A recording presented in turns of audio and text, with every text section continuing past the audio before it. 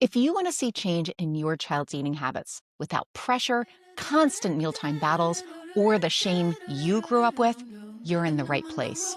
Welcome to Family in Focus. I'm Dr. Wendy Schofer, the pediatrician helping parents lead meaningful change without harm.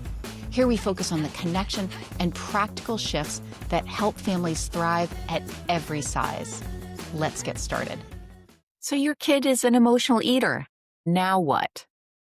I need you to hear loud and clear. Emotional eating is not fixed by focusing on the food. So let's understand emotional eating so that you can find out how to really help your child. First, let's define it. So emotional eating is eating in response to an emotion, either one that you're experiencing, one that you want to experience, or perhaps one that you're trying to cope with and stop feeling. So to be honest with you, we're all emotional eaters. It's very rare that we will eat just for the sensation and the experience of hunger. Honestly, that's more of the exception than the rule at this point. We eat because of routines. We eat because it's time to eat, because there's the expectation, but also we eat because we're feeling emotions. So take a moment just to make an observation of maybe where you've seen or witnessed eating because of an emotion. And check if there's any kind of judgments there. We're just noticing what's happening. Where do you notice emotional eating for yourself, maybe for your child? Now, I want to be very straightforward. Emotions are normal. They are not the problem. Emotions or feelings are how we make meaning of the world.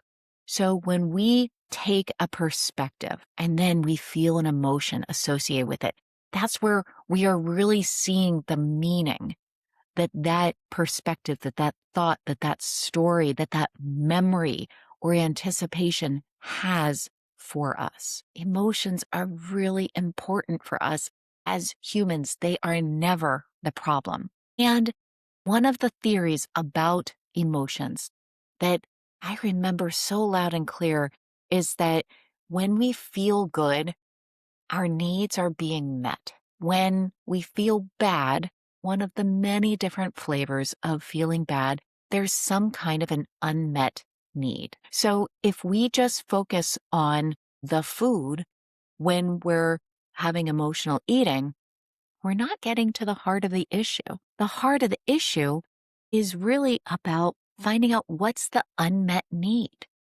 What is it that's really going on underneath the surface? Many times, emotional eating is a form of stress eating more than anything else, kind of like coping. It's a coping mechanism. So the question isn't about how do we need to change the food? How do we change the eating? It's about what is it that you're coping with? Think about that. What stresses you that you're trying to cope with? What is it that's stressing your child? There's a long list of possibilities here. I'm just going to put out a few, but even starting off with boredom.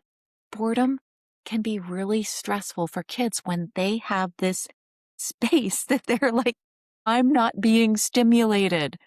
That can be stressful for kids. There could also be distraction or looking for distraction from whatever it is that they're experiencing that feels uncomfortable. It could be restlessness or sadness or exhaustion or frustration or irritation or anger. Sometimes we're stressed by actually feeling good feelings. We're like, I'm not sure that I can handle all of this right now, this excitement, this anticipation. And so we turn to food.